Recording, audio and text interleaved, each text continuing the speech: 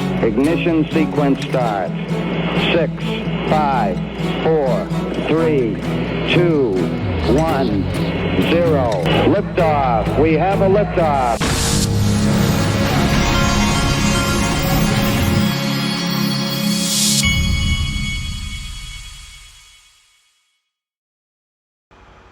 Hey everybody, this is the Digital Asset Investor, and let's get you started off right. Here's Jim from Caleb and Brown. So clients that can easily transfer their assets from other platforms and exchanges over to Caleb & Brown. It's free of charge.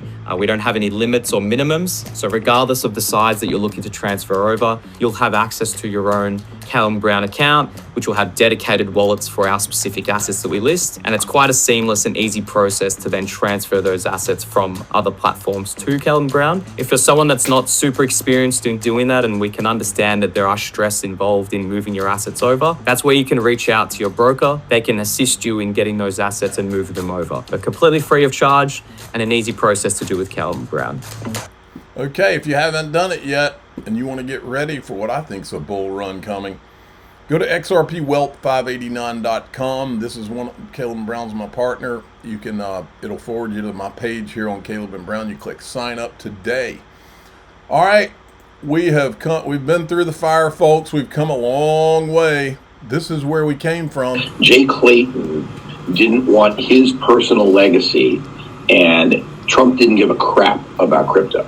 It's a very, very different scenario. So Jay Clayton did a few things, such as the XRP case on his way out the door and a few other things, but there was no systematic policy to crucify crypto. Trust me, I'm the one of the three of us who actually ran a crypto company and talked with the regulators both before and after to say that it wasn't a significant escalation in the anti-crypto army in the war, after Trump won, to what we had under Biden was literally banks being told they couldn't bank. You couldn't even bank. You couldn't even do a crypto startup in America.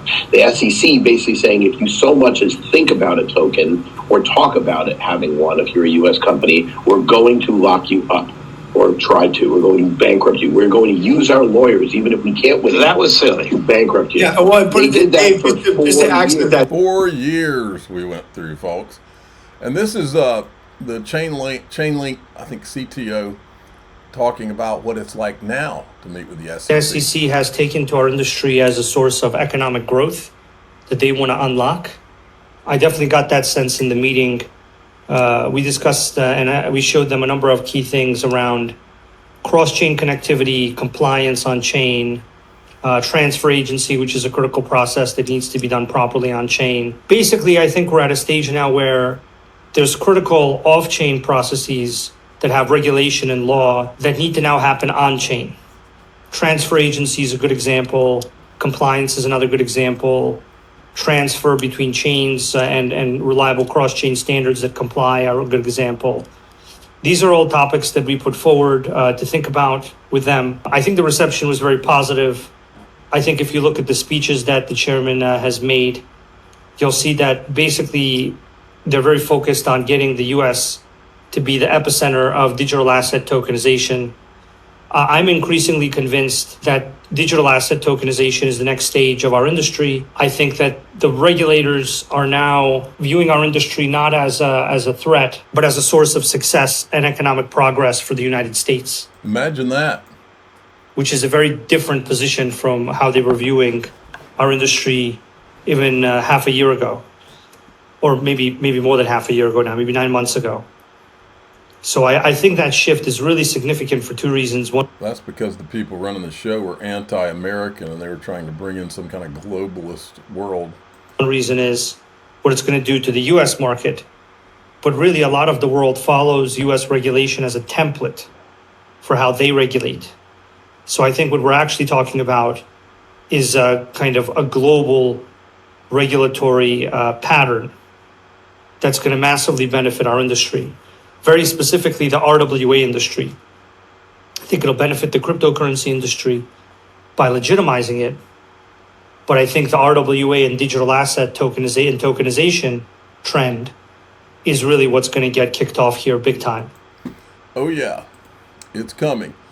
No, Jim Cramer says buy crypto. This is never good. We don't like it when Jim Cramer's bullish. We like inverse Jim Cramer. What about all the folks, especially the younger people, who say that the future is crypto? I say crypto's fine. How do you value that? What is the sort of process with which you would use? Well, I'm using it as insurance, and it's an insurance against the $37 trillion that we owe. Of course, we do have a government shutdown, but at least it's not connected to a deadline involving, refinancing for the government, which is really good. The government shutdown is not done at the same time as a possible cataclysm of not paying our bills. But I don't know. I think that crypto is, I'm not valuing it as fun. I'm valuing it as anti what the younger people think is our country's problems. They may know that one. Right. But then again, maybe my generation never has to see it. And their generation is going to have to live with what happened. Okay. Look at this from Eleanor Tarrant. SEC has asked issuers of Litecoin, XRP, Sol, ADA, Doge, ETFs to withdraw their 19B filings following the approval of the generic listing standards, which replace the need for those filings, and told withdrawals could start happening as soon as this week. Can you say auto-approved XRP ETFs, folks? Then we're on shutdown watch, folks. U.S. government shutdown won't be as bad for crypto as it might have been in previous years, but it will further delay already stalled initiatives. Could stall legislation. And Brad comes from Digital Perspectives. Could the U.S. government shutdown be in part a catalyst for a black swan event to usher in the new payment protocols like the XRP Ledger and others? Dun dun dun, black swan. Look at this. Who's ready for Cointober? Spot crypto ETF deadlines start this week. Litecoin and Solana up first. Should be a wild month. Yeah, it's going to be a wild month. Look at this from Bank XRP. This is the transition phase, a hybrid war between classical and quantum systems. XRP is already being floated as the token that could bridge it all. A transparent QFS anchored in quantum and blockchain fusion. I think XRP they at least have plans to make it quantum proof. And then we've got the banks are still attacking, folks. This is from the Blockchain Association. Genius Act is under attack by the big banks who want to unravel the law to better protect their businesses, robbing everyday consumers of innovative new products and services. They sent a letter to Congress. The big banks are attempting to roll it back with claims that stablecoins threaten deposits in credit markets. The facts tell the story. So they don't want the yield on stablecoins is one of the main things, folks. They've been fighting it for a long time. Now, I got to give you a warning. This is mind-numbingly painful to watch, folks.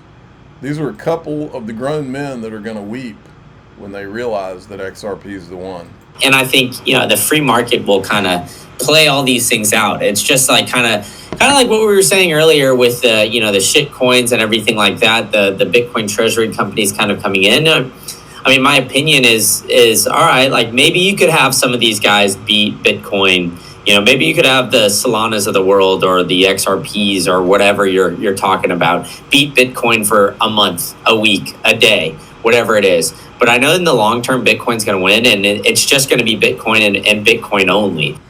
Do these guys not look at the news at all? Do they not look at who's meeting with our government? Do they not look at all at things that are being tokenized and which ledgers they're doing it on? I just want, it's like somebody said, listen, you're going to talk about Bitcoin and only Bitcoin. This is what I think happened, actually. I think there are a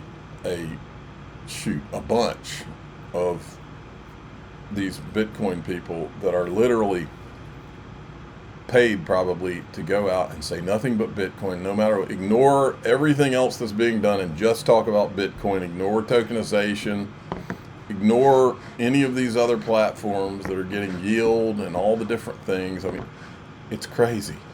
Ignore the real world applications, ignore the speed of the other projects, ignore how they're so much less expensive than Bitcoin, ignore that they're scalable, ignore everything, and just talk about Bitcoin. It's so obvious, folks, that you're being fed a BS narrative. And that doesn't mean that Bitcoin's not going to stay around and go up in value. It just means it's not the one that's going to be used to change the entire financial system. Look at this. Money runs on connectivity. Ripple partner Thunes plugged its pay-to-bank service into SWIFT. This means Ripple liquidity that is routed through Thunes can reach any SWIFT-connected bank, said to cover 11,000 banks.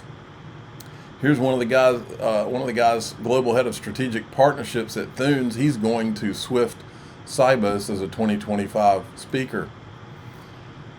And we'll finish here. Thunes multi-currency digital wallet input and payout through SWIFT and Visa, MasterCard, XRP, RLUSD.